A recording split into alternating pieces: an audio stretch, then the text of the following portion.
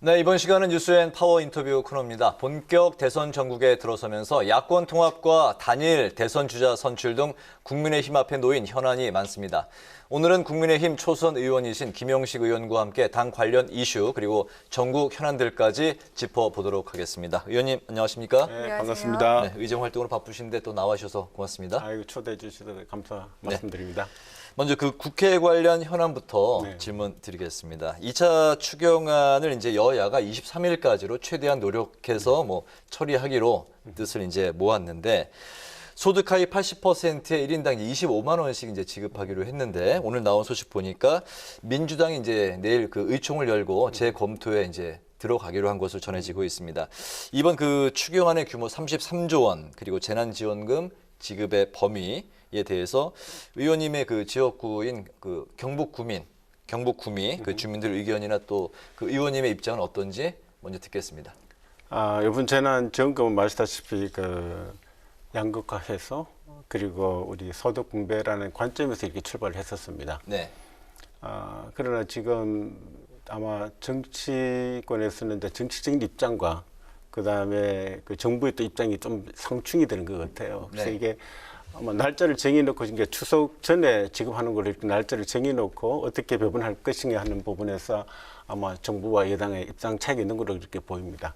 그러니까 소득 80%까지 지원하기로 했었는데 그럼 80.1%는 어떻게 할 것인가? 네. 그리고 뭐 소득 분배라는 부분에서 맞느냐 안 맞느냐 하는 논란이 됐었고 또 1인 가구 그다음에 맞벌이 부부들이 아마 배제되는 부분이 좀 있는 것 같습니다. 그래서 아마 그런 부분들이 논란이 대상이 되고 있고 제가 봤을 때는 이 부분은 이제 정치적인 선거가 다가오니까 이제 그런 부분에서 접근한 부분은 조금은 좀 부족하지 않나 저는 이런 생각을 하고 있고요. 결국 국민들이 나름대로 조금 전에 원래 말씀드렸던 소득 양극화 해소 부분 그런 네. 부분에서 접근했으면 좋겠다 이렇게 말씀을 드리고 싶습니다. 네. 네, 현재 정치권의 가장 큰 관심은 역시 대선 관련 이슈가 아닐까 싶은데요. 윤석열 전 총장이 국민의힘과의 접촉면을 넓히고 있습니다. 특히 입당 문제와 관련해서 여전히 신중한 입장을 보이고 있는데 내일은 안철수 대표와 만난다고 합니다. 이 행보 어떻게 보고 계십니까? 아시다시피 지금 윤석열 우리 후보는 지금 선거 지지율로 봤을 때는 1등을 달리고 있습니다. 그래서 제가 만약 후보라 그러면은 네. 제 지지율을 1등을 계속 유지하고 싶어 하지 않겠다는 생각이 들고요. 근데 그런 입장을 봤을 때는 지금 현재 당이 입당하는 것보다도 바깥에서 외연을 확장하는 것이 본인은 도움이 된다. 그래서 이렇게 다양한 사람을 만나면서 외연을 넓혀가는 과정이 될 저는 이렇게 보고 있습니다. 그렇군요. 네, 또 윤 전 총장이 대선 출마 선언한 직후에 장모 구속 등의 가족 리스크가 불거지면서 좀 스텝이 꼬였다 이런 측면도 있는데요. 이렇게 수사와 재판만 총 8건에 달하면서 야권에서도 이 의혹들을 다 돌파할 수 있을까, 산을 넘을 수 있을까 하는 우려가 좀 나오는데 의견이 어떻습니까?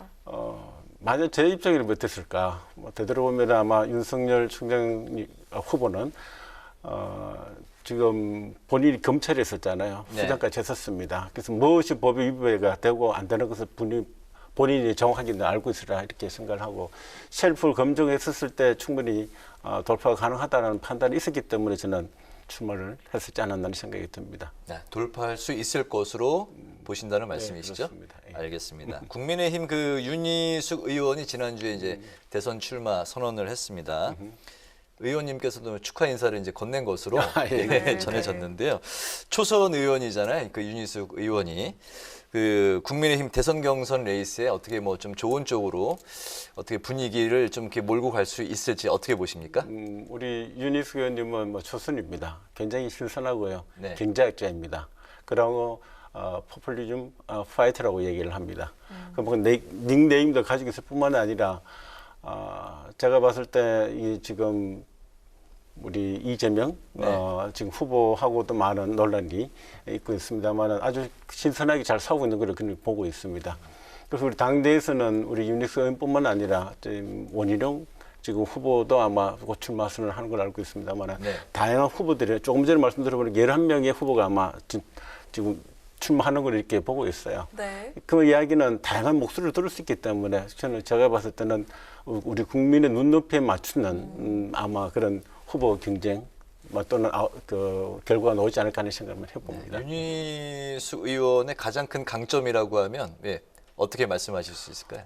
뭐 경제학자로서 우리 지금 현 시대를 정확하게 읽고 있고 지금 포퓰리즘이 가지고 오는 그 피해라 그래야 되나 그런 부분도 정확하게 인지하고 있기 때문에 그런 부분에 대한 어떤 우리 파이터로서 지금 그 역할을 잘 할 수 있을 것이다. 저는 그렇게 생각하고 있습니다. 그렇군요. 네, 이어서 의정활동 관련 내용도 한번 짚어보도록 하겠습니다. 의원께서는 현재 과기방통위 소속이시고 공학 전문가로서 평소에 과학기술 분야에 많은 노력을 기울이고 계신 걸로 알고 있는데요. 얼마 전에 의원님이 제안하신 과학기술 강구 포럼이 발족에 대해서 본격적인 활동에 들어갔다는 소식도 들었습니다.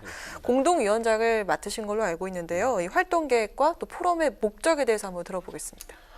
지금 과학기술 강국은 아마 전 과학인들이 다 모여가 있다. 그래서 우리 과학기술 단체에 그러니까 과청이라고 얘기합니다. 네. 과학기술 단체 연합회가 아마 표정이 들어가 있고요. 네. 그다음에 그 공학한림원, 과학한림원 그리고 의학한림원까지 다 들어가 있습니다.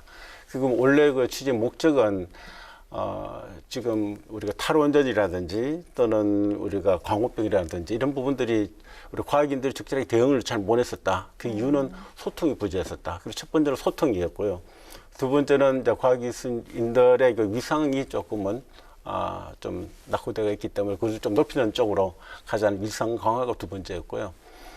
세 번째는 이제 과학기술인들이 우리 정부의 정책에 적극적으로 참여를 할 수 있는 길을 좀 트자라는 힌트로서 과학기술 강국 포럼을 개최하게 되었습니다.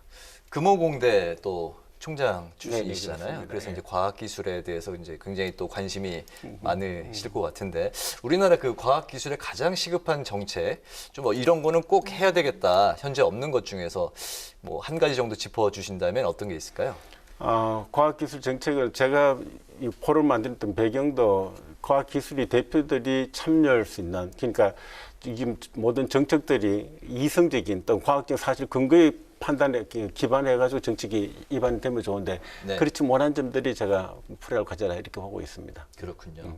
정부의 그 탈원전 정책과 관련해서도 이제 그 의원님께서 꾸준히 그 문제점을 지적해 오고 계신데요. 지난달 그 대정부 질문에서 김부겸 총리에게 신한을 원전 1, 2기 그 이제 운영 허가에 대한 문제 그리고 3, 4호기에 대한 공사 재개를 이제 요구하셨는데 이 부분에 대해서 어떤 게 이제 문제인 것이고 김부겸 총리의 당시 답변은 어떤 거였습니까?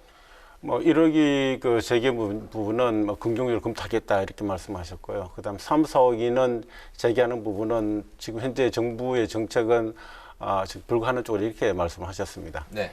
왜 그렇게 이제 했었는가 그 우리를 살펴보면은 그때 답변하는 과정에서 아마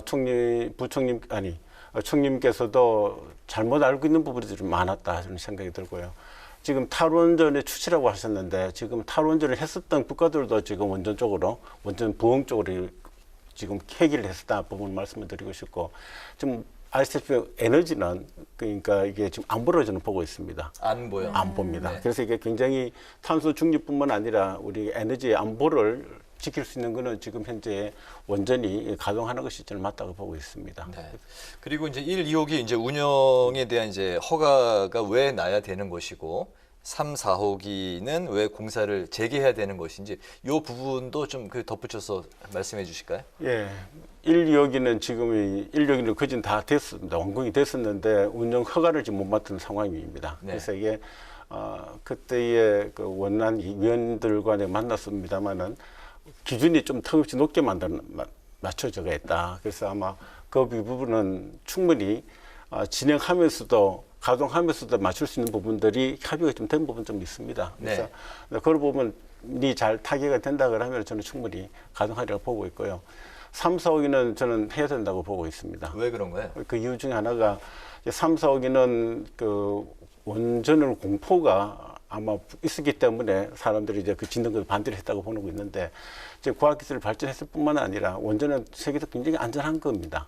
안전한데도 그것을 이제 우리가 공포가 과학을 집어삼켰다라는 말이 있지 않습니까? 그와 같은 행국이 왜 만들어졌는가? 결국 소통 부재였었다. 그래서 저는 그 소통을 통해 가지고 3, 4호기는 재개가 돼야 된다. 그 이유 중 하나가 에너지를 안보라고 그랬는데 그 안보를 지킬 수 있고 탈원 탄소 중립을 이룩할 수 있는 거는 3, 4호기 재개라 저는 이렇게 보고 있습니다. 요거 3, 4호기에 들어간 예산이 대략 한 어느 정도 되나요?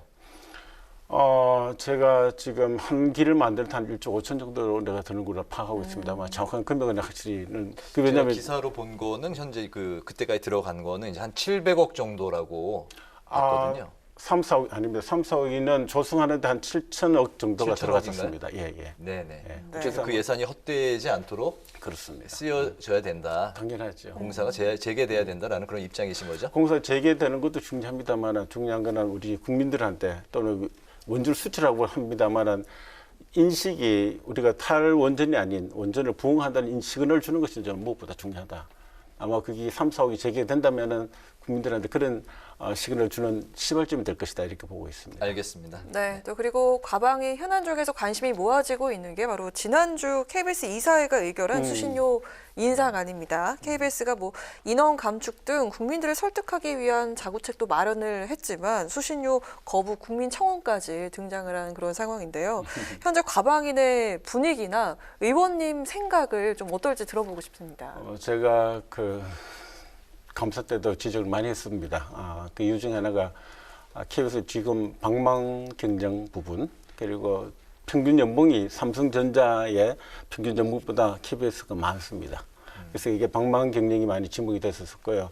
첫 번째는 이제 셀프 인상을 했었다. 그래서 우리 국민 눈높이 맞지 않는 인상 때문에 국민들이 굉장히 불편해하고 있고 또 왜 우리가 세금 수신을 내야 되느냐 하는 부분에서도 공감대를 형성이 지금 못하고 있다. 그래서 우리 지금 야당은 반대 입장이 있습니다. 아마 여당에서도 일부적으로 반대를 하고 있습니다만은 혹여나 정치적으로 어떤 결탁을 통해 가지고 뭐 승인한다면은 저는 그 부분은 굉장히 막아야 되지 않겠나는 생각을 가지고 있습니다. 상임위 통과가 불발될 가능성이 있을까요? 지금 현재로 봤을 때는 불발될 가능성이 없지 않겠나 이렇게 생각하고 있습니다.